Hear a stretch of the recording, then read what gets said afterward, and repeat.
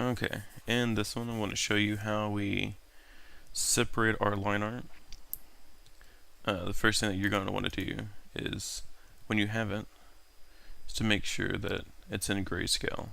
I'll show you why after that in a little bit. The second thing that you're going to do is we're going to try and make this as much of as black as we can and as much white as we can.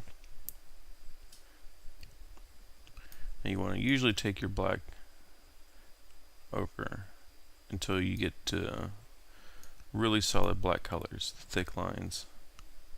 You can give it a little bit more white, a little more black. Just adjust it until it gets as close to the original as you can possibly get.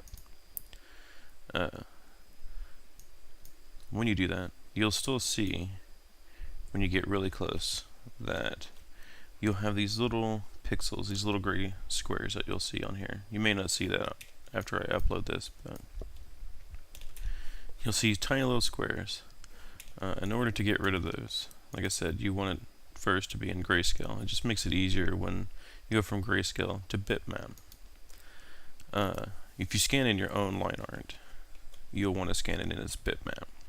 I'll just completely fix this whole method here. When you change it to bitmap, you can do pretty much nothing. All it does is just change your line art to pure black and white.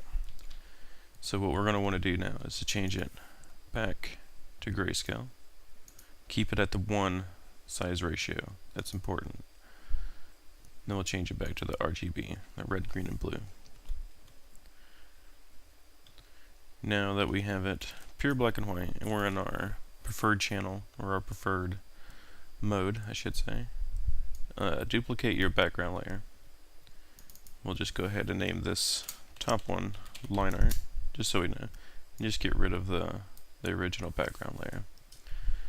Then you'll want to go over to your channels, and there's a button there that says to load channel as selection. And once you click that, it'll highlight everything that's on the page that's white. And we just press the delete key, and it removes everything that's white. Create a new layer, put it under the line art. We'll call this flats, because this is where we're going to put all of our colors. And we'll fill it with this dark red color. And as you can see, everything that was white is now this red color. And if we minimize this, or just deselect it, we can see that we are actually coloring behind it. And one reason why I like doing it this way, with working with channels and just doing it this way, is it's fast. I found no trouble with it. A lot of people don't like working with layers. If you're a colorist, you may not like working in layers, but I prefer it. Another reason why I like working in this method is you can lock your line art layer.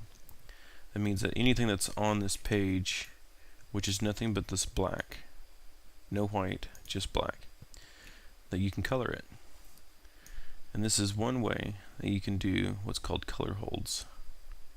Now, I wouldn't ever suggest doing your color hold first before actually laying down your flats or your rendering, but this is just an example.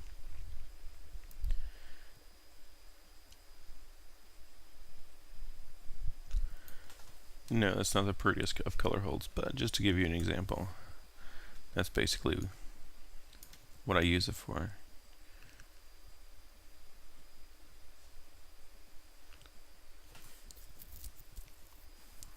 And that's just how I will separate my line art. You can save it, record it into actions like what I do. I'm going to give you a quick example of that. Let's just go back to its original, and I already have it saved here. And I'll automatically rename my layers, my line art, and I'll automatically fill my background with, of course, the white color again. I can go ahead and just change it. But that's how I do my line art. I'll show you another one of how we do channels in this next one.